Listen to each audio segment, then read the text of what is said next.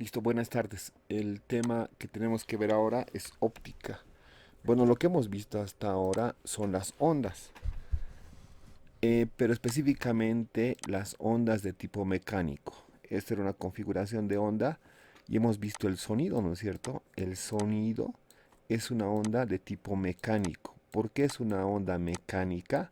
Porque necesita un medio para transmitirse. En este caso, el medio por el cual se propaga el sonido es el aire, ¿no es cierto? Entonces el aire necesitaba para que se mueva la onda, ¿ok? Otro tipo de onda mecánica es las ondas que se propagan en el agua, ¿no es cierto? Entonces tenemos esas ondas. Entonces todas esas ondas son mecánicas. Ahora cuando hablamos de óptica vamos a hablar de otro tipo de onda. Una onda que puede viajar a través del vacío. El sonido viaja a través del vacío, no, no puede viajar, ¿ya? ¿Qué cosa viaja a través del vacío? Una onda especial. Esta onda se llama electromagnética, porque tiene una naturaleza de tipo eléctrico y una naturaleza de tipo magnético, ¿ok? Entre las ondas electromagnéticas sí pueden viajar en el vacío, a diferencia de las ondas mecánicas. Entonces, esta onda está asociada con esto que hablamos de óptica. Al hablar de óptica estamos hablando de luz. Ok, entonces, ¿qué nos dice esa teoría? Bueno, la óptica es una parte de la física que se encarga del estudio de la luz. Ok, no voy a leer el texto, voy a prescindir de eso. Este texto lo van a tener en PDF y lo van a poder leer, ¿no? Tiene conceptos más detallados, pero ahora les voy a explicar en palabras mías, ¿ok? Entonces la óptica se encarga del estudio de la luz y todo lo que lleva a lo que conlleva eso, ¿ok? Pero entonces, ¿qué es la luz? Bueno, desde hace tiempo, mucho tiempo atrás, tiempo muy, muy, muy lejano, nos hemos preguntado eso, ¿no es cierto? La naturaleza de la luz tiene sobre todo, se han preguntado desde los griegos, hemos pasado por Newton y después vienen los físicos cuánticos, ¿no? Entonces, esa historia la vamos a ver de manera resumida a continuación. La teoría corpuscular, lo que pasa es que una de las primeras personas que se ocupó de esto, desde el punto de vista formal, donde siempre nos enseñan esto, ha sido Newton, ¿no es cierto? Newton en el... No, perdón.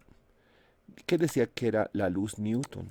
Newton decía que era al, un ente emisor de luz, lo que emitía era unos corpúsculos, que eran algo así como pelotitas. Entonces si tengo acá un objeto que emite luz, emite unos objetos.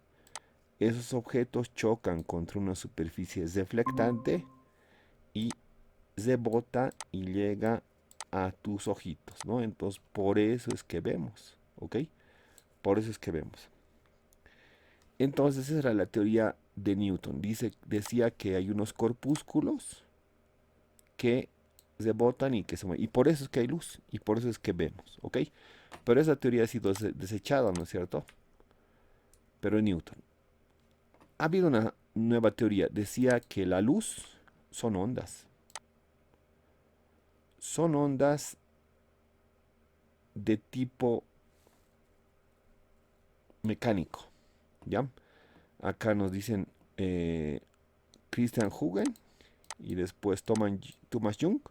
Dicen la luz está formada por ondas similares a las ondas del sonido, es decir, ondas longitudinales mecánicas, ¿ok? Esto no era correcto porque la naturaleza de las ondas de la luz era de tipo electromagnético, ¿no es cierto? Entonces esa teoría también ha sido desechada. Primero han dicho que son corpúsculos, ha habido contradicciones con esa teoría, después han dicho que son ondas mecánicas, igual han encontrado contradicciones a esa teoría. Entonces, ¿qué pasó? Una tercera línea, la luz es una onda, pero sí de tipo electromagnético, ¿ok? Y esa teoría ha perdurado mucho tiempo. Maxwell y demás han formulado esta teoría. Las ondas electromagnéticas experimentan los mismos efectos que las ondas luminosas de flexión, refracción, polarización, interferencia y difracción. Por lo tanto, luz tendría que ser una onda electromagnética, ¿ok?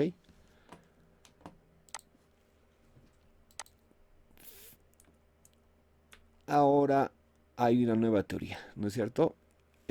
Principios del siglo XX ya dicen la luz es, se compone de pequeños paquetes de energía, es decir, la luz es energía. Y esos paquetes de energía le llamaremos fotones, ¿ok? A principios de 1900. Entonces, al parecer esta era una teoría coherente que ha sido bien validada, tenía un apoyo, tenía una teoría bien fundamentada, ¿ok? Pero después ha pasado que actualmente ya le vemos deficiencias a eso que decimos, ¿ok? ¿Y qué dice esta parte? Mira, miren, la teoría actual, en la actualidad se considera que la luz tiene una naturaleza dual, es decir, que en algunos fenómenos se comporta como corpúsculos, tal cual decía Newton, y en otros como onda electromagnética. En realidad la investigación sobre la naturaleza de la luz no ha terminado. A esta fecha, en realidad no entendemos muy bien qué es la luz. Es la verdad, no sabemos exactamente qué es, pero aquí hay una cosa interesante que es medio complicada de entender. Tiene una naturaleza dual. A veces se comporta la luz como si fuese corpúsculos y a veces como si fuese una onda. Entonces, ¿cómo es esto? A veces como corpúsculos y a veces como onda. Para entender eso ya nos metemos a la física del estudio de las cosas bien pequeñitas, ¿ok? La física cuántica. Entonces la física cuántica eh, tiene que ver con la naturaleza de la luz, ¿ok? Y veremos lo siguiente. Bueno, tengo este video.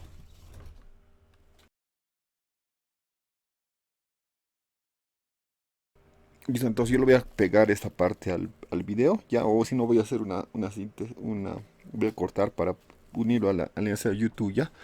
Entonces, ¿qué nos dice esta parte de la física cuántica? Es el famoso experimento de la doble rendija. ¿Qué nos dice? A veces la luz se comporta como onda. A veces se comporta como corpúsculo.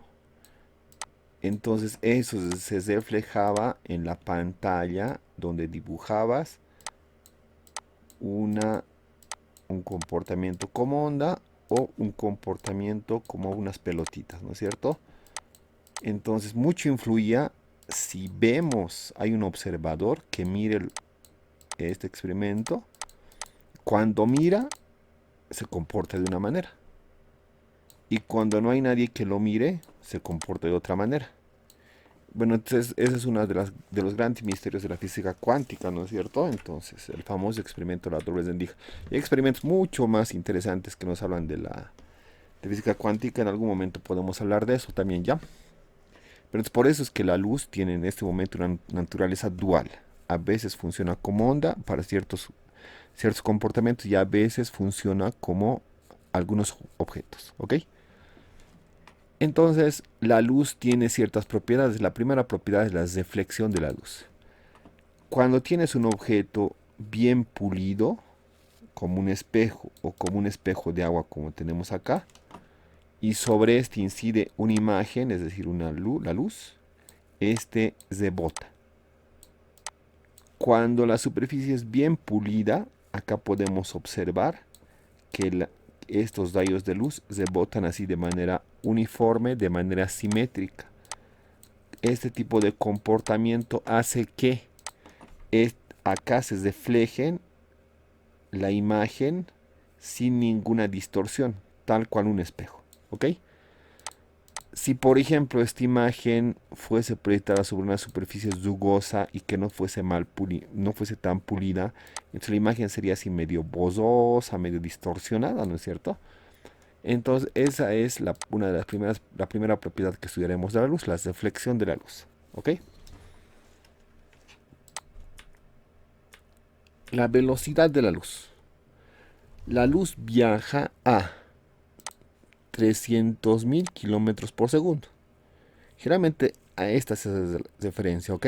Cuando viaja en el aire o en el vacío, ¿ok?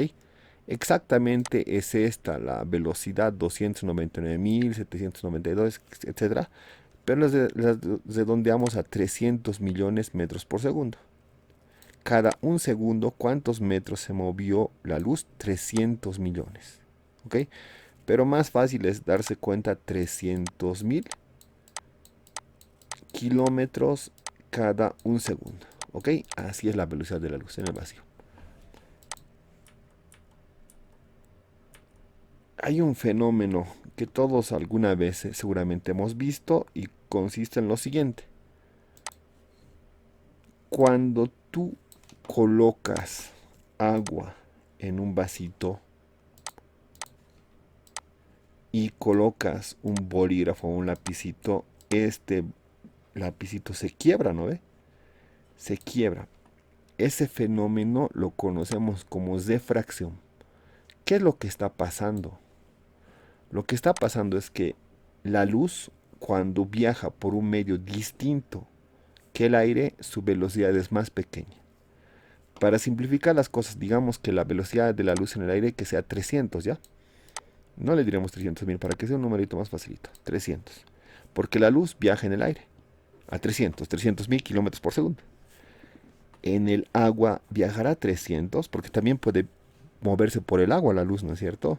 No, viaja más lento, digamos 280. ¿Ok? Por esa diferencia de la manera, la velocidad de la luz es que pues, nosotros percibimos como si este objeto se quebrara. ¿Ok? Si yo tuviese, por ejemplo, aquí un diamante, por el diamante también pasa la luz, ¿no es cierto? Y la luz por el diamante también pasa a una velocidad más pequeña que los 300, digamos 270. Entonces, siempre que la luz viaja y se mueve de un medio con una cierta densidad a otro medio con otra densidad, ocurre este fenómeno que se llama difracción. ¿Ok? La difracción siempre va a producir eso. Por ejemplo, te pregunto lo siguiente, a ver si me responden ya, acerca de lo que hemos dicho. Nunca, nunca, nada, nada, nunca, nunca, esta velocidad de la luz que es 300.000. La luz nunca puede viajar más rápido que esto. 300.000 kilómetros cada segundo es la velocidad de la luz en el aire y en el vacío. Cuando viaja por el agua, viaja un poquito más lento, digamos 280.000. Si viaja a través de un diamante, igual a una velocidad distinta, no sé, 270.000, digamos. ¿Ok? Siempre más lento, nunca nada es más rápido que la velocidad de la luz en el vacío. ¿Ok? Entonces, a ver, me responden, ¿qué dirían en la siguiente pregunta? La luz cuando viaja en el aire tiene una velocidad de 300.000 kilómetros por segundo. Cuando viaja en el agua, su velocidad es mayor que el 300.000 kilómetros por segundo, menor, igual, o depende del tipo de agua o ninguna de las anteriores. ¿Qué opinan?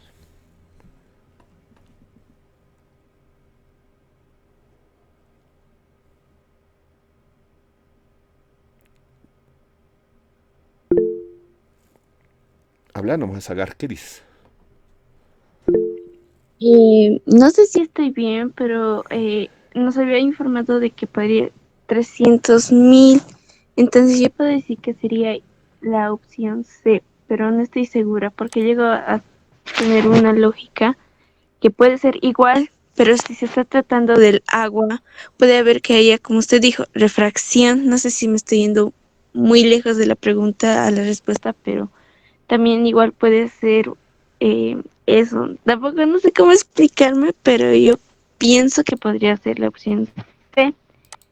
Pero como también usted nos dijo, en el agua o en otros elementos puede que también baje. Entonces puede depender de cualquier elemento para ver si la luz puede traspasar o no. Entonces, O sea que estás entre el B y el C. ajá, entre esos dos. Lluvia, ¿qué dices?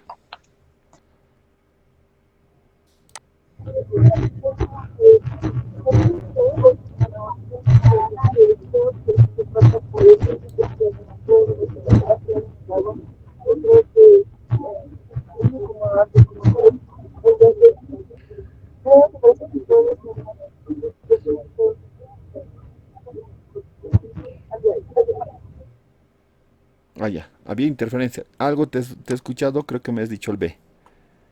Y lo correcto es B. La luz en el aire viaja a 300.000. Cuando se va en otro medio, en el agua, en un diamante, en un vidrio, en el vidrio de tu ventanita, la luz viaja un poco más lento, siempre, ¿ok? Y por lo tanto acá es menor que 300.000, ¿ok? Eso es. Y por eso existe la defracción, que parece que se quiebra el bolígrafo, ¿ok? Siguiente pregunta. La luz viaja a través del aire a una velocidad de 300.000 kilómetros por segundo. Cuando viaja por un diamante, su velocidad es... ¿Cuál eligen? A ver sin levantar la mano directamente hablen. ¿Qué inciso elegirías?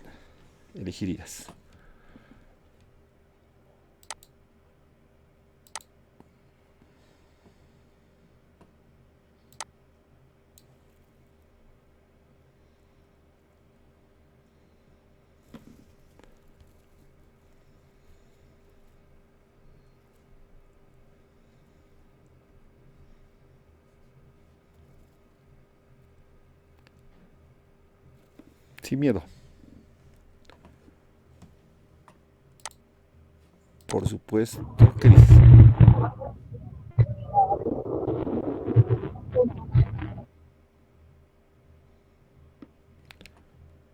La B. ¿Tienes interferencia alguna? Seguramente estás en algún lado. La B. Sí. Si viaja en un diamante, la luz igual viaja más lento que la velocidad de la luz en el aire. Inciso B, ¿ya? Eso es. Ah, ya. Y entonces, puedo ver igual tus chats, por chat igual, entonces me respondes. Ya, igual los demás. Mari, ¿cómo estás? Buenas tardes. Entonces seguiremos, ¿ya? Buenas tardes. Hola Maribel, ¿cómo estás? Igual, participas. Ya, entonces miren, por ejemplo, este video. Acá muestra que se quiebra bien clarito el bolígrafo. Tenemos un bolígrafo en el vaso, le echa agua. Y se quiebra, ahí está. Se quiebra, ¿por qué? Porque en el agua la luz viaja más lento. Por eso parece que vemos algo distorsionado, ¿ok? Ahora va a echarle aceite. Y en sí ya tenemos dos líquidos. Y la velocidad en cada líquido es distinta. Por eso se va a quebrar dos veces.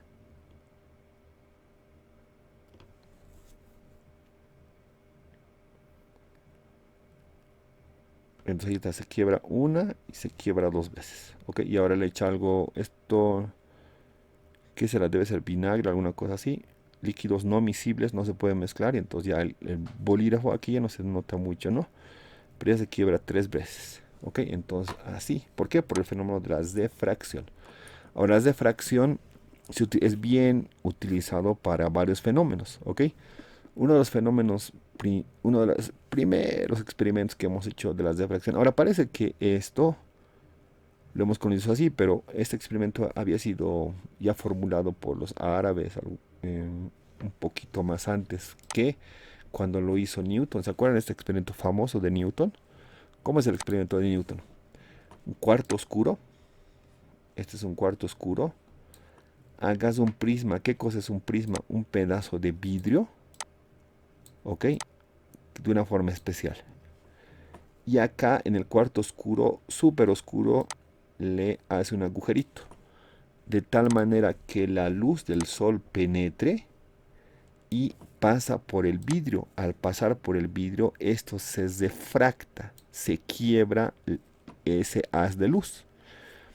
Pero lo que hace es que se descompone en varios colores. ¿Ok? El famoso experimento para hacer un arco iris, ¿no ve? Entonces lo que pasa es que la luz del sol entra. Y la luz del sol es el conjunto, es la unión de varios colores. Acá tengo el color rojo, el color verde, perdón, el verde, el azul y bueno, todos los colores del arco iris, ¿ya? Todos los colores que conocemos. Cuando penetra y choca este prisma, todos esos colores se descomponen y por eso es que tenemos el rojo, el amarillo, el verdecito, el azul, etcétera. Se descomponen. A eso le llamamos difracción de la luz. ¿Ok? Es el famoso experimento de Newton. A ver, ¿qué color se les ocurre que obtendríamos si juntamos todos estos colores? Ahora mira, quiero también que te des cuenta una cosa. Siempre que te muestran esta imagen, siempre hay los colores, todos los colores que conoces, pero hay una particularidad. El color rojo es una frontera de estos colores. Y por arriba, el violeta. Lo estoy poniendo con azulito ya, porque no tengo violeta. El violeta y el rojo son la frontera entre los dos colores. ¿Ya? Raquel, ¿cómo estás? Entonces siempre pasa eso. ¿Ok? ¿Ustedes qué creen que pasaría si agarras todos los colores de tu cuarto? Ahorita es tu cuarto, ¿dónde estarás? Si los juntamos, aquí tenemos tu TV, tenemos tu cama, acá tenemos tu sillón, acá tenemos tu tele, etcétera. ¿Ok? ¿Qué crees que pasaría si agarras todos los colores que conoces, los juntas? ¿Qué color crees que te da? Sin miedo. Negro. Negro. Otra. Profe, yo creo, perdón, un color como que grisáceo o plomo, porque al ver que combinamos muchos colores, llega a dar un color opaco, un color el cual no es tampoco muy agradable. No sabría el nombre, pero sería entre plomo o un poco más oscuro, dependiendo a la cantidad que pongamos igual, ¿no? Porque todos hemos hecho eso en artes plásticas, ¿no ve? Cuando hemos hecho con acuarelas. Y con acuarelas pintábamos y el agüita donde mezclábamos las cosas se ponían así medio plomito, medio negro, ¿no ve? Por eso la primera impresión que tendríamos es que cuando mezclamos todos los colores que conocemos nos sale así medio plomo, medio suicito y medio negro. Pero también alguna vez medio como lechecita, medio como una leche sucia, alguna cosa así poníamos, ¿no? Y la respuesta es que no. Lo que pasa es que hemos mezclado aquella vez los colores, pero no de manera heterogénea. ¿Qué cosa pasaría si agarramos todos los colores del arco iris, lo agarramos en proporciones iguales y lo mezclamos en proporciones iguales? ¿Sabes qué color nos sale? Blanco. La luz del sol, ¿qué color tiene? Blanco. ¿Ok? Por eso cuando en el experimento de Newton hizo que penetre un haz de luz acá, ese haz de luz tenía un color blanco. Y ese se descompuso en todos los colores del arco iris, rojo, amarillo, ve. Entonces la luz blanca es la suma de todos los colores. Al hacer el fenómeno de refracción en este vidrio, se ha descompuesto en todos estos colores. ¿Ya? Veremos este experimento. ¿Cómo estás, Víctor? Buenas tardes. Entonces, mira, acá tengo un experimento. Va a agarrar. Esta persona está agarrando su amoladora y está mezclando rojo, azul y blanco, te da así medio lila, ¿no ve?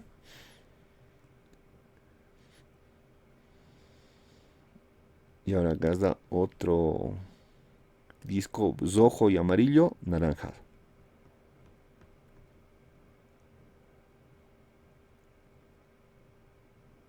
Azul y rojo, medio guindo, ¿no?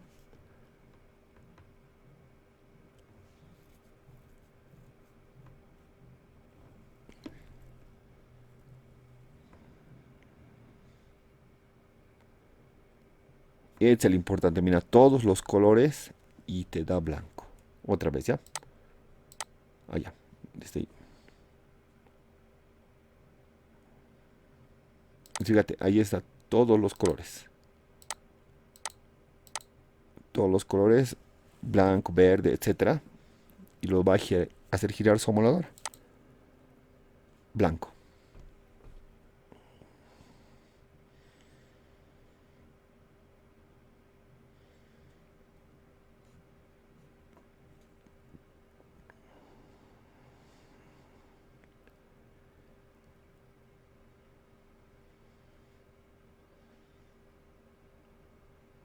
Esto es contraintuitivo, ¿no?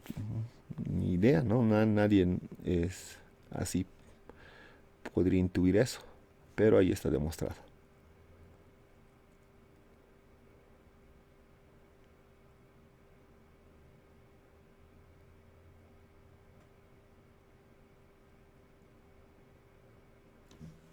Listo. Entonces, si la luz del sol es blanca, ¿por qué el cielo es azul? ¿Alguien se ha preguntado? ¿Por qué el cielo es azul? Volveremos atrás. ¿Cuál es la diferencia? Iremos un poquito más atrás. ¿Cuál es la diferencia entre el color rojo, amarillo, verde, azul, etcétera? Solamente la longitud de la onda y la frecuencia. Mira, si hablo de una luz roja, seguramente su onda será así. A ver, un poquito exageraremos, ¿ya? Si hablo de la luz roja, su onda va a ser así. Si hablo de la luz azul, su onda es así. Te ubicas que es más tupidito, la frecuencia es distinta. Si hablo de la luz amarilla, su frecuencia, su onda será así. Entonces la única diferencia entre ese color y este color es la frecuencia, pero además la longitud de la onda. Lambda. Porque acá, mira, es más pequeñita. Están más cercanas las longitudes de onda, ¿ok? Acá es una longitud de onda distinta. Igual con la longitud de onda y la frecuencia están ligadas, ¿no? Longitud de onda. Ahora, esto sigue siendo luz, luz amarilla. Esto sigue siendo luz, luz roja, ¿no ve? Con distinta frecuencia y con distinta longitud de onda. Y esto igual. La velocidad de esta luz amarilla, ¿cuánto es? Es 300.000 kilómetros por segundo. La velocidad de la luz roja, ¿cuánto es? 300.000 kilómetros por segundo. La velocidad de la luz azul, ¿cuánto es? 300. Todos tienen la misma velocidad, ¿ya? Lo que varía entre cada color es la longitud de onda y la frecuencia. Eso nomás es lo único que varía. ¿Ok? Entonces, ¿por qué el cielo es azul? ¿Se han puesto a pensar por qué el cielo es azul? ¿Alguien sabe? Sin miedo, estamos conversando, ¿no? Profe, ¿no sería por las o moléculas que se da? Usted nos explicaba de que tienen la misma, las ondas son casi iguales en cuanto a la velocidad, no me acuerdo cómo lo dije hace ratito, pero hasta donde hace tiempo investigué porque tenía la misma curiosidad, es porque había un fenómeno llamado la dispersión de Rayleigh, creo, si mal no me equivoco. Y lo que yo investigué decía de que era porque la onda del color azul y morado eran más cortas que la otra. Y es por eso que había más, mientras que los otros colores se dispersaban, estos dos al ser muy cortos se quedaban estáticos y es por eso que con las moléculas que había también en el cielo, es por eso que se formaba ese color y el que más predominaba era el color azul o más que todo en este caso el celeste. Excelente, esa es la respuesta. Y mira, de todos mis cursos siempre yo pregunto eso y nadie me respondía. Muy bien, Agar. Es esa la respuesta. Fíjense, y es igual medio complicado esto porque nosotros normalmente no nos preguntamos eso, ¿no ve? Tenemos la Tierra. La Tierra tiene unas capas, bueno, varias capas, y esto lo llamamos atmósfera, ¿no es cierto? La atmósfera que es un conjunto de gases que funcionan igualito que un espejo, ¿no es cierto? Porque dejan pasar cierto tipo de ondas y cierto tipo de ondas sí las dejan pasar. Algunas no las dejan pasar y algunas sí las dejan. Es muy beneficioso para nosotros, ¿no es cierto? Esto nos hace funcionar como un invernadero. Detiene el calor que emitimos, por eso es agradable la temperatura en la Tierra. Si no fuese agradable no habría vida, ¿no es cierto? Sería muy frío, demasiado frío. ¿Ok? Como consecuencia también de que tenemos esto que le llamamos atmósfera y que funciona como un espejito, imagínate qué es lo que pasa. Está llegando la luz blanca, que es la composición de todos los colores, con distinta frecuencia, con distinta longitud de onda. ¿Ok? Y entonces, cuando llega la luz blanca, pero llega el color rojo, ¿qué pasa con esta atmósfera? La deja pasar, ¿ok? Sin ningún problema. ¿Qué pasa cuando parte de la luz blanca llega acompañada, por supuesto, con el color amarillo? Pasa. El color verde también pasa.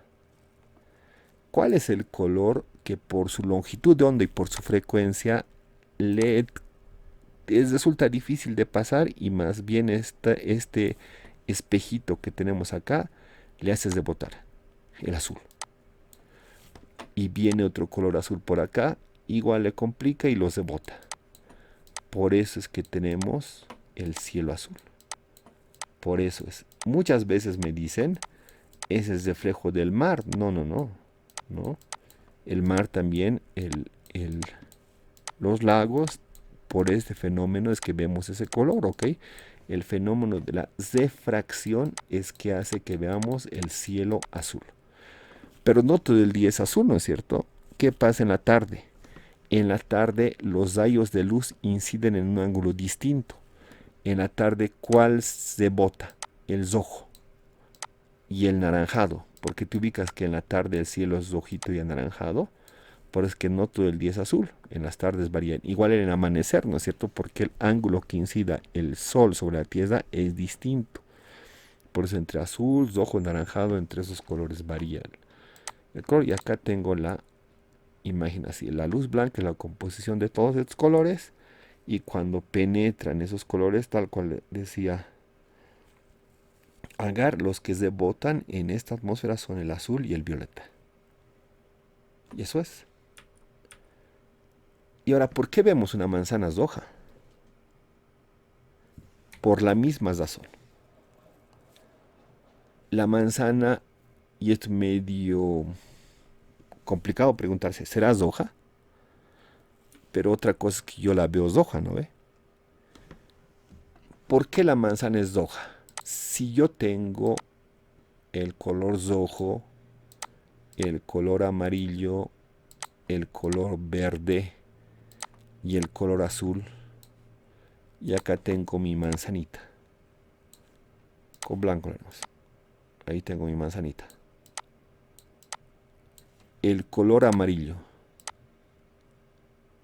traspasará mi manzana o se botará por las características de la piel de mi manzana. ¿Qué dicen? ¿Se bota o lo traspasa?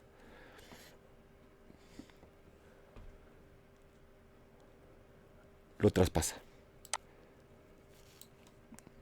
El verde, chicos.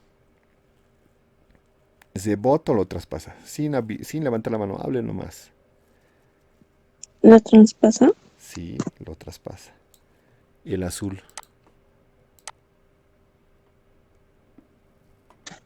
¿Rebotaría en este caso? No lo traspasa. ¿Cuál se bota? El rojo. El rojo. Y ese es el que llega a tus ojitos. Y por eso es que ves rojo la manzana. ¿Ok? Tu polerita, digamos que es verde. Ahí está tu polera verde. ¿Cuál color de todos estos se bota? El verde.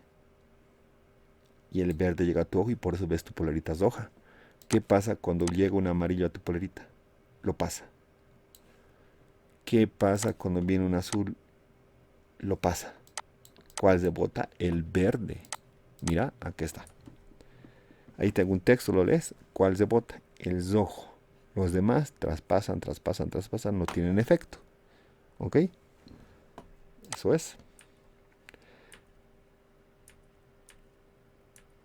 Entonces, tengo un rayo que incide, penetra en un medio líquido, se desvía. Esto se llama refracción. Se utiliza harto para los famosos lentes, por ejemplo.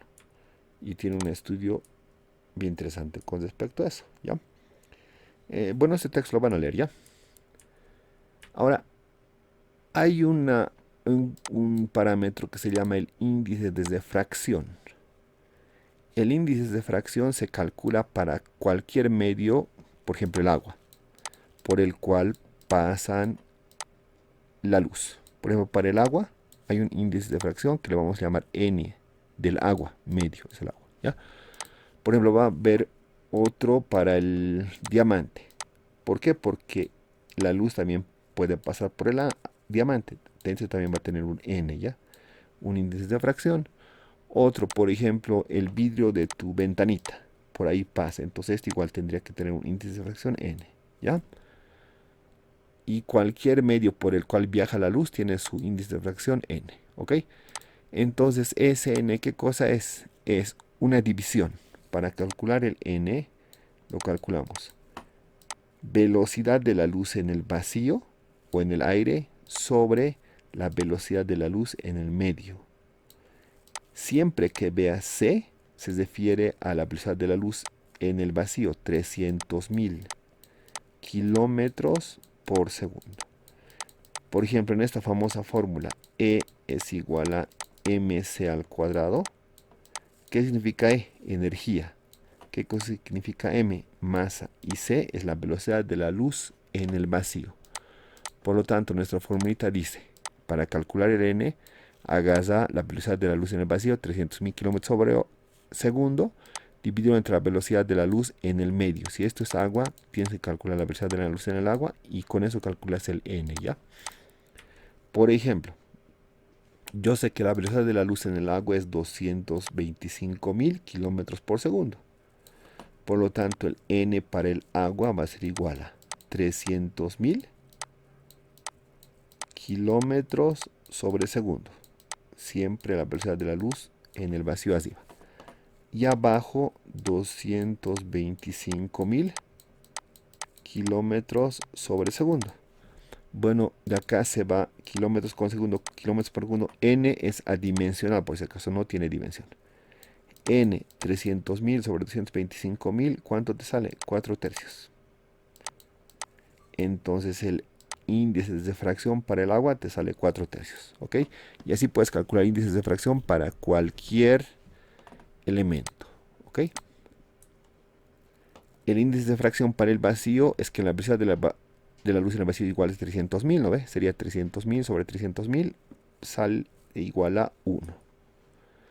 El índice de fracción nunca puede ser menor que el 1 debido a que el mínimo 1 y arriba de 1 es el índice de fracción, ¿ya? Porque este C siempre va a ser más grande que este V. Lo máximo que puede ser es que este y este sean iguales, ¿ya?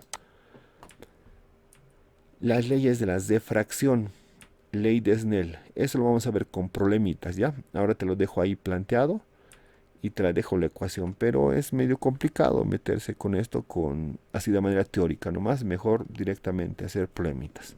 No está muy difícil, ¿ya? Me dice n del medio número 1 por el ángulo, este es el medio 1, este es el ángulo alfa 1, digamos. Es igual al n2, este que es el n2, digamos, del agua, y este ángulo que es el alfa 2. Ya esto lo vamos a ver mejor con problemas. Entonces las de fracción la hemos utilizado en los lentes. En lentes es bien práctico utilizar el fenómeno de las de fracción. Hay dos tipos de lentes, los convergentes y los divergentes. Los convergentes hacen que todos los rayos de luz que inciden en este lente converjan en un solo punto. Acá está. Convergen en ese punto, ¿ya? Por eso se llaman lentes convergentes. Los lentes divergentes, en cambio, hacen que los rayos de luz que inciden en este vidrio, en este lente, se diverjan, ¿ya? Por eso es lente divergente. No se unan, sino que se dispersen, ¿ya? Por eso este lente llamamos divergente y este convergente, ¿ok? Son los mismos lentes que nosotros utilizamos para ver mejor, ¿no? Entonces hay unos elementos de una lente, son esos, los principales, los voy a mencionar acá. A ver, una imagen necesito. Ya, centro óptico es, si tienes un lente, digamos dibujar este lente, el centro óptico es esto, el centro del lente, ¿ya? Centro geométrico del lente, ese es el centro óptico, ¿ya? Centros de curvatura, lo que pasa es que te das cuenta que esto es una parte de un círculo, entonces ese círculo ha tenido que ser hecho por, digamos, agarras un compás, pones esto, el origen acá, y entonces tienes un radio, ¿no? Entonces el centro de curvatura ya sería este, centro de curvatura número uno. Para el otro lado también tengo otro radio y otro centro de curvatura número 2. Ok, entonces así funciona la construcción de un lente. Radios de curvatura serían esto, R1 y R2. Eje principal es este. Este es el eje principal, ¿ya? Y elementos de una lente. Ya. El foco es el punto donde convergen todos los rayos de luz en un lente convergente, ¿ok? La distancia focal es la distancia desde ese punto hasta el centro de óptico del lente. Ya esa es la distancia focal F. Acá tengo. Construcción de imágenes utilizando los lentes. Ya esto no sé si lo ven en biología. ¿Ven en biología esta partecita? Díganme a ver. Eso es, muchas gracias, Agar. Lo ven, ¿no? Entonces, lo vamos a hacer también desde el punto de vista de la física. Para la construcción de imágenes es importante saber lo siguiente. Yo, ¿para qué utilizo un lente? Tengo un lente. Acá voy a tener un objeto. Generalmente el objeto se lo representa por una flechita, ¿ya? Lo que pasa es que la flechita tiene una cabeza y tiene una colita, ¿no? Entonces es bien fácil ubicarnos. Cualquier objeto podríamos nosotros utilizar.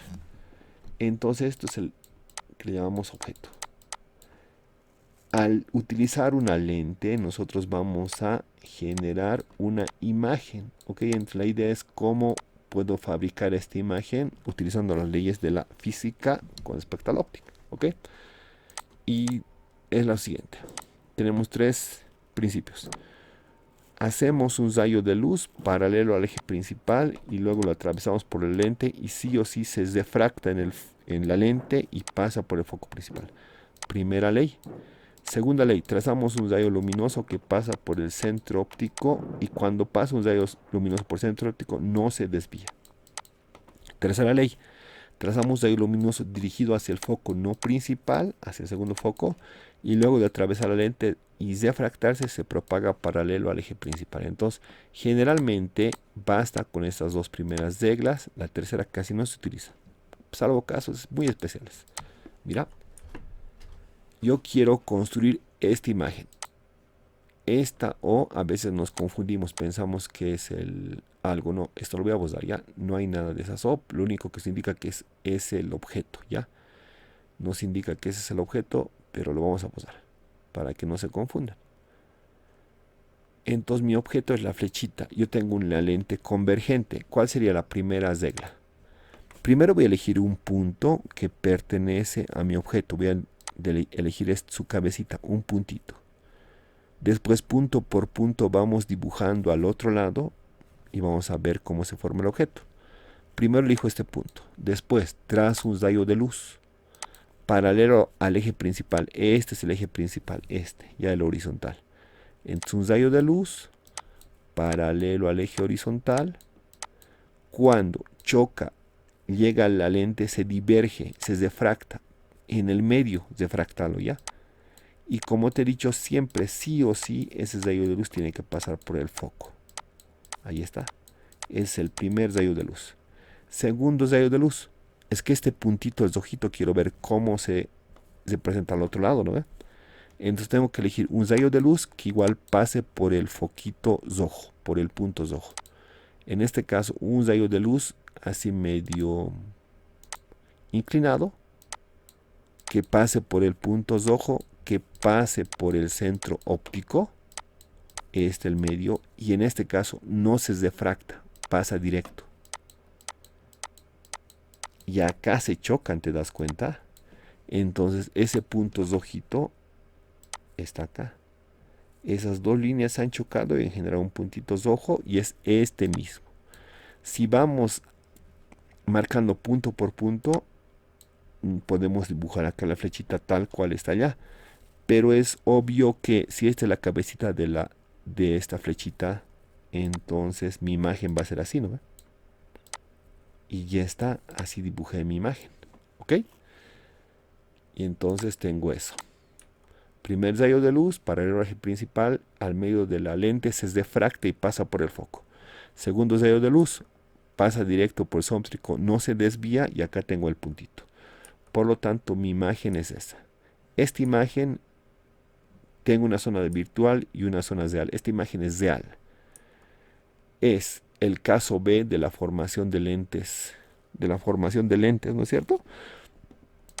Esta imagen es real, es un poco más pequeña y es invertida. Imagen real. Real significa en el otro lado del lente, ¿no es cierto? Invertida y un poco más pequeña que la imagen principal, ¿ok? Esas son las características de la imagen. Acá está, mira. Cuando el objeto está más allá del doble de la distancia focal, la imagen es real, invertida y más pequeña, ¿ok? Esta imagen la puedes ver a simple vista. No. Las imágenes reales no se pueden ver a simple vista. ¿Qué necesitarías para ver esta imagen? Acá, por ejemplo, podríamos colocar una pantalla. Un ejemplo de pantalla sería tu cuadernito. Sobre tu cuadernito se reflejaría esta imagen y ya la podrías ver con tus ojitos, ¿ya? Pero si no hay cuaderno, las imágenes reales no se pueden ver a simple vista. Necesitas una pantalla, ¿ok? Siguiente caso, mira, estoy haciendo otro caso, línea paralela al eje principal, generalmente la punta de la flechita que se dirige como punto, ¿ya?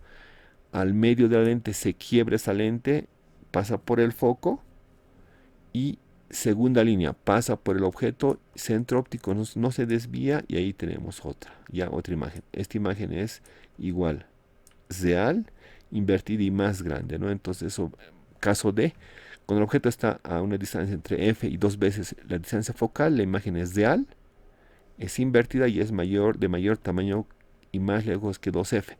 Bueno, entonces la imagen va cambiando de tamaño y de posición en cuanto vamos moviendo este objeto más cerca o más lejos de la lente, ¿no ve?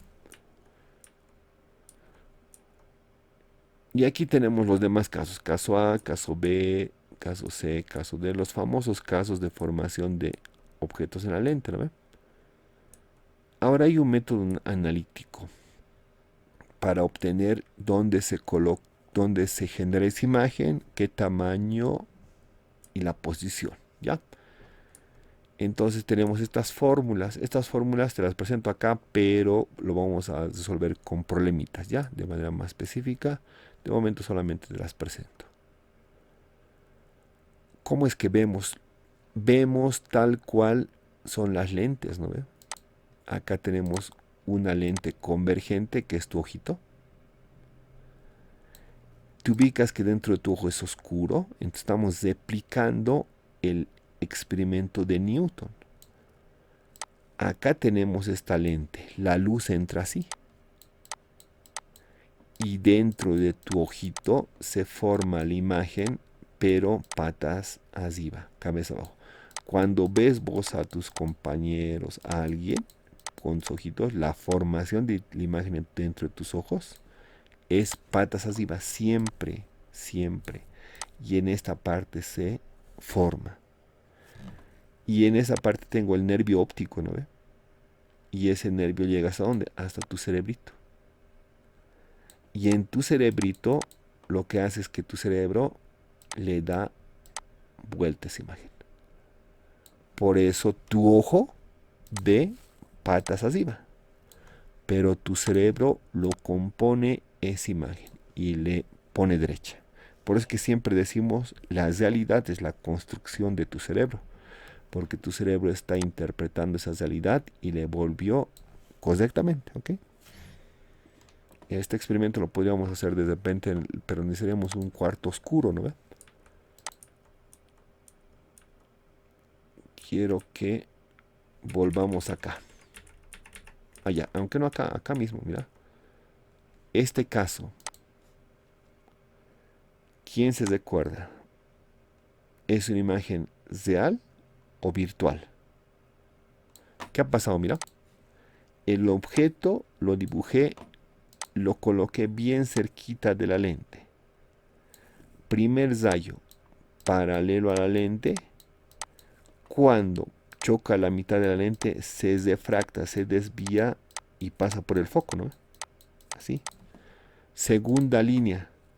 Desde la cabecita pasa una línea por el centro óptico y se desvía. Fíjate que en este caso estos dos rayos de luz no se van a unir, más bien se están abriendo, no se van a unir. Pero ¿qué tal si los proyecto a este lado? Acá sí se juntan, por lo tanto este puntito se forma acá y la imagen es esta. ¿Ok? Eso cuando ocurre, cuando el objeto está bien cerquita de la lente. ¿Ok? Entonces te pregunto, en este caso chicos, ¿la imagen es real o es virtual? Ah, bueno, aquí está. La imagen es virtual, derecha y de mayor tamaño que la imagen original. Esto chicos, ¿lo puedes ver a simple vista?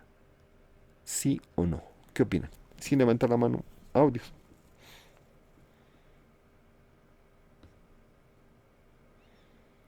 Sin miedo, si nos equivocamos no pasa nada, estamos aprendiendo.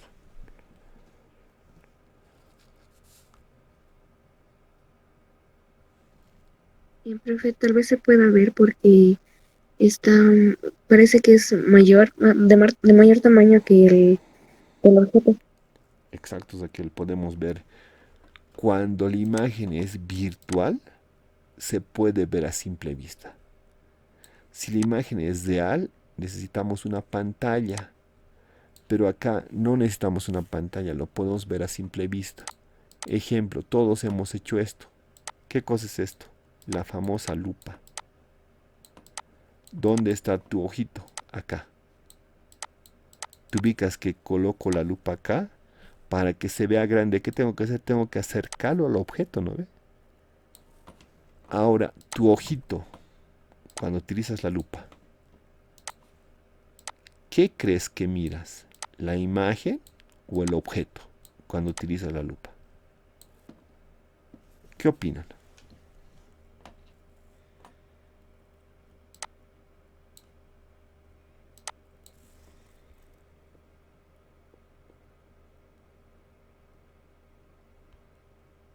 ¿Qué piensas, Víctor? ¿Ves la imagen o el objeto? Yo opino que vemos la imagen. Correcto, eso es. La imagen, por eso la ves grande, ¿no? Entonces, los lentes convergentes tienen hartísima aplicación como lupas, como parte de tus lentecitos que estamos utilizando todos. Y ahora quiero que veamos este video.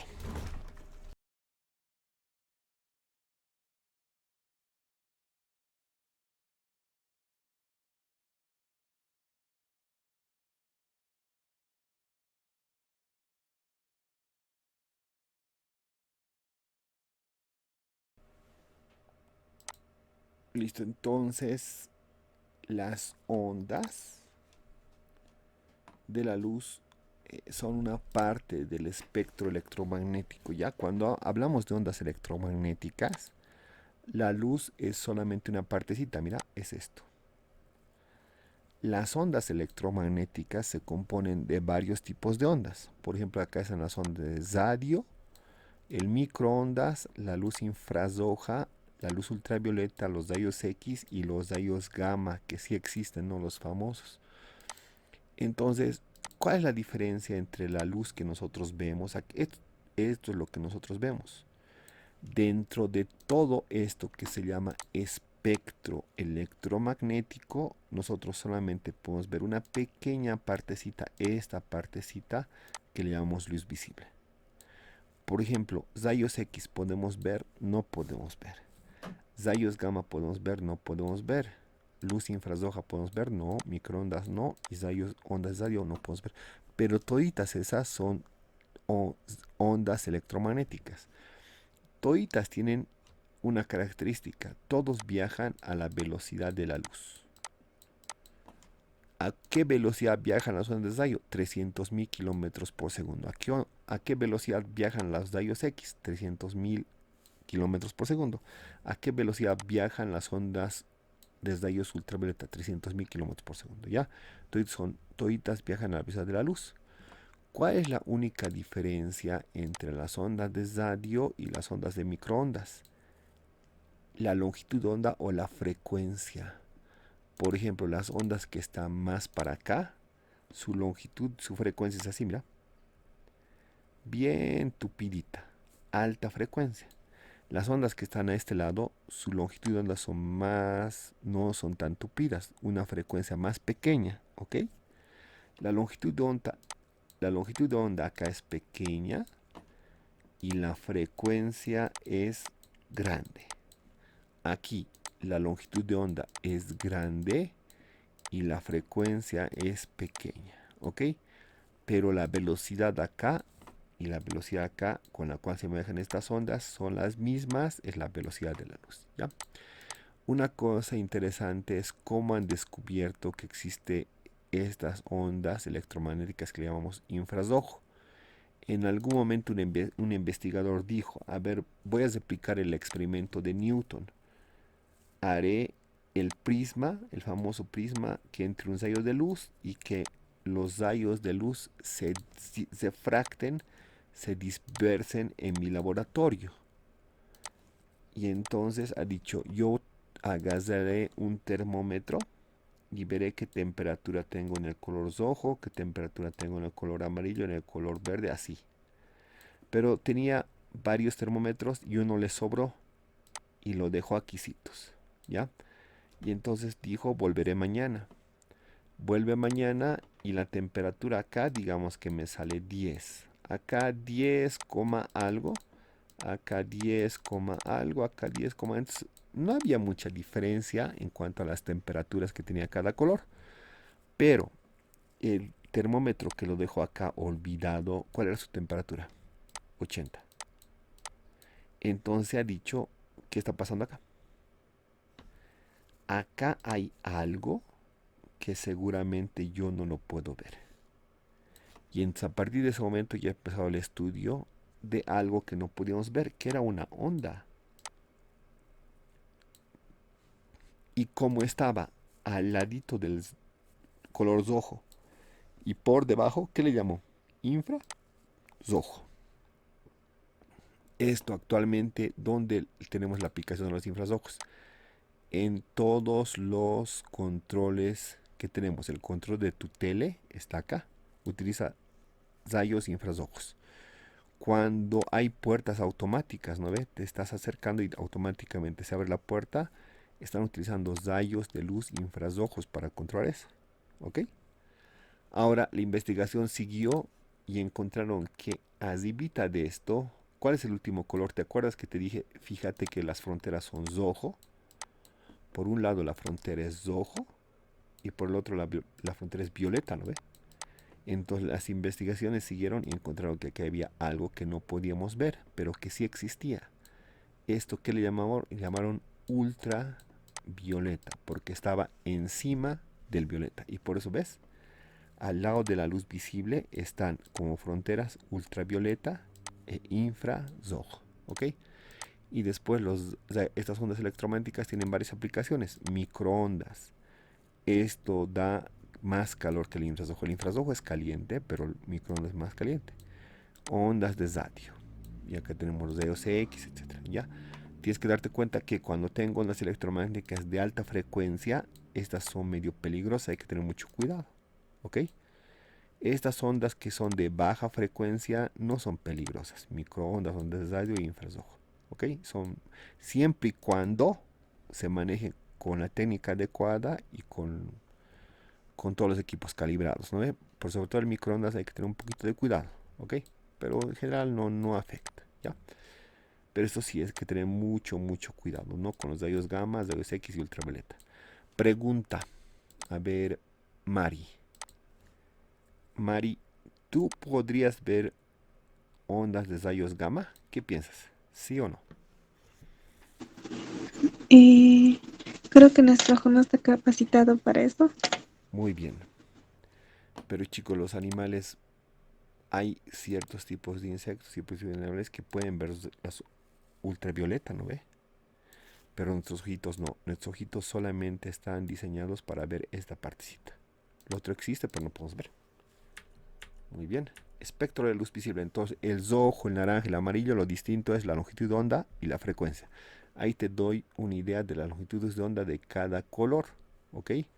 Entonces, lo único que varía es la longitud de onda. ¿Ya? Y la frecuencia, por ende. Preguntas. Aunque la naturaleza de la luz es exacta, a ver quién me responde esto. Con el audio directamente sin levantar la mano, ¿ya? Aunque la naturaleza exacta de la luz es aún desconocida, consideramos que tiene una característica corpuscular ondulatoria, ambos, A y B, ni A ni B, sino aleatoria. ¿Cuál dicen?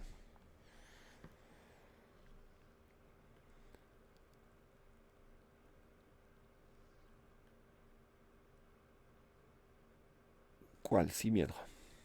C, profe, sería el C, como ya dijo. Tiene una naturaleza dual. Exacto, Agar. C. Ambos. Porque a veces es corpuscular y a veces ondulatoria. A veces funciona como corpúsculos y a veces funciona como ondas. Muy bien. Siguiente. Un objeto azul aparece azul a nuestros ojos debido a que refleja la luz azul, absorbe únicamente la luz azul, refleja todos los colores excepto el azul, absorbe la luz blanca, depende de la marca del material. ¿Qué opinan?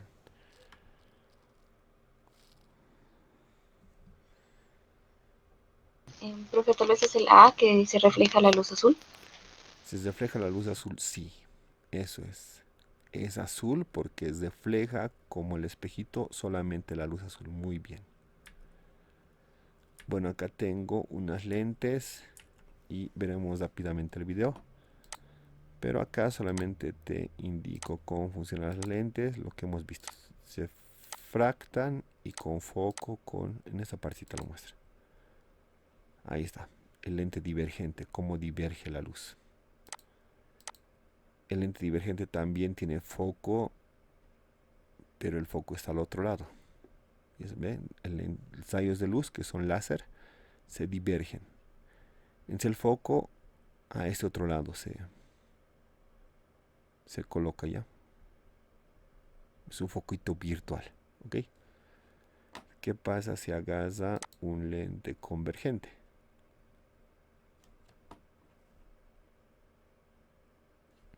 El lente convergente converge los rayos de luz, ¿ok? Entonces ese puntito es el foco, ¿no? Es el foco, está midiendo la distancia focal y todas las reglas pues cumplen, ¿no? Ahí tengo un lente un poco plano, convergente, ¿no? Igual converge, pero un poquito medio más difuso, ¿no? Ahí está el foco.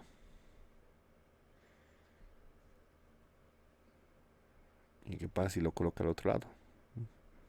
Cambia, ¿no? Entonces esto lo vamos a ver en clases con sobre un papelito ya para hacerlo. ¿Quién responde esto? Algunas ondas son llamadas mecánicas porque requieren para propagarse ¿qué cosa? Una energía, un periodo, una longitud de onda, una frecuencia, un medio elástico. ¿Cuál es la respuesta?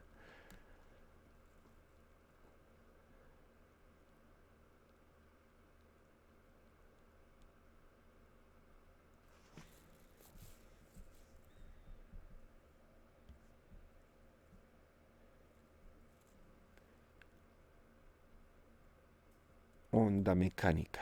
Sin miedo.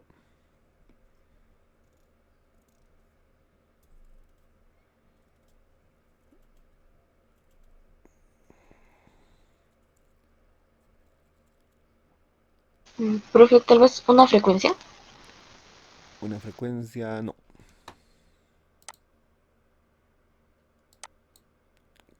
¿Cuál era la característica de una onda mecánica? ¿Una energía? Profe, Energía, no. ¿sería, profe, la longitud de la onda? No.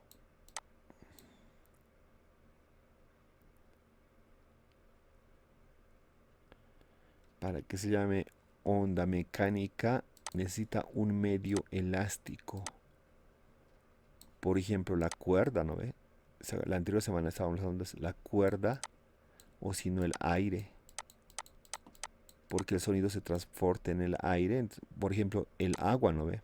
El agua se deforma, entonces el agua es la característica de una onda mecánica, ¿ok?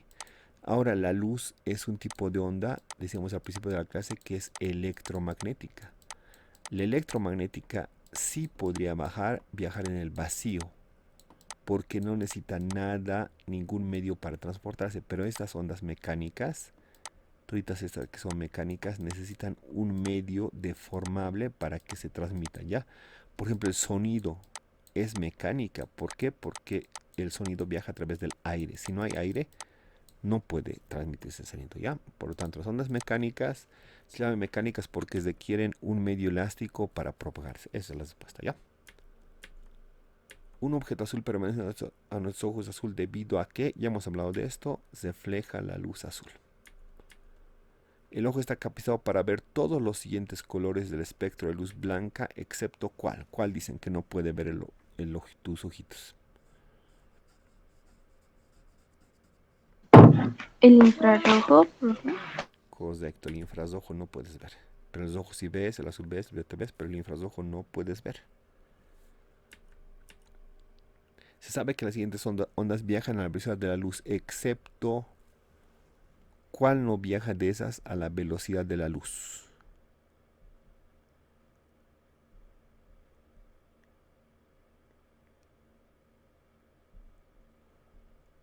Ondas de rayos X, infrarrojo, ondas sonoras o las ondas de la TV. ¿Cuál no viaja a la velocidad de la luz?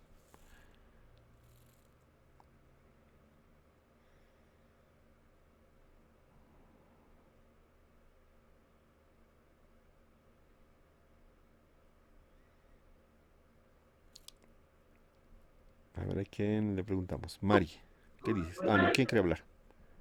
Adelante. Las ondas del TV. Las ondas de TV, no. Estas sí viajan a la velocidad de la luz. Sí, habla.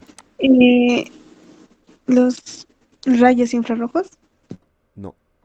Estas igual sí viajan a la velocidad de la luz. Porque son electromagnéticas toditas esas. Nicolás, ¿qué opinas? Profe, las ondas sonoras. Correcto, las sonoras. Porque el sonido a qué velocidad viaja? 340 metros, porque son ondas sonoras, ¿no? Es tu voz. En cambio, toditas estas viajan a ¿cuánto? 300.000 kilómetros sobre segundo. Listo, eso es ya. Las ondas, todas las siguientes ondas viajan a la velocidad de la luz, excepto las ondas sonoras, ¿ya? No pasa nada si nos equivocamos, estamos recapitulando, recordando lo que hemos hablado, ¿ya? De las siguientes ondas electromagnéticas, ¿cuál tiene mayor longitud de onda y más baja frecuencia? Lo que pasa es que tendríamos que ver esta gráfica. Ahí está. Ahí está clarito. ¿Cuál tiene mayor longitud de onda? Tienes que darte cuenta. Es más grande longitud de onda, ¿no? Y esta es más pequeña longitud de onda. Fíjate cómo son las longitudes de onda de acá. Y fíjate cómo son las longitudes de onda de acá. ¿Cuál dicen? Sería la onda de radio. Ondas de radio, sí. ¿Cuál tiene mayor longitud de onda? Las ondas de radio. Porque fíjate aquí la longitud de onda de los que están de este lado son así. Y en cambio los que están de este lado son así, ¿no? La frecuencia aquí es grande. La frecuencia aquí es pequeñita. O sea que mayor longitud de onda y más baja frecuencia las ondas de radio. De esos, ¿cuál tiene más pequeña longitud de onda? Las ondas gamma. Aquí está bien clarito en la gráfica, ¿no? Eso ya, por lo tanto, sí, está en lo correcto. Ondas de radio son las que tienen longitud de onda más grande. Listo. Listo, resolveremos. Preguntas. ¿Qué es la óptica? El estudio del movimiento. A ver, ustedes díganme. ¿Cuáles? Yo les digo si está bien o está mal. ¿Qué es la óptica? ¿Cuál han elegido? Es del estudio de la luz y del comportamiento. Y su comportamiento. Muy bien, eso es.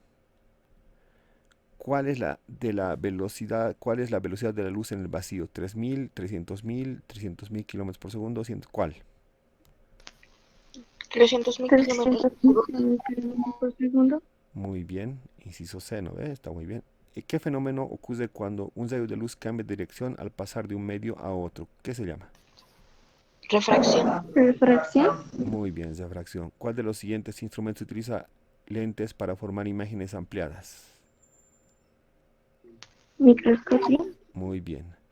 ¿Cuál es la unidad, cuál es la unidad del índice de refracción? No tiene unidad. Correcto, no tiene unidad. No tiene. Muy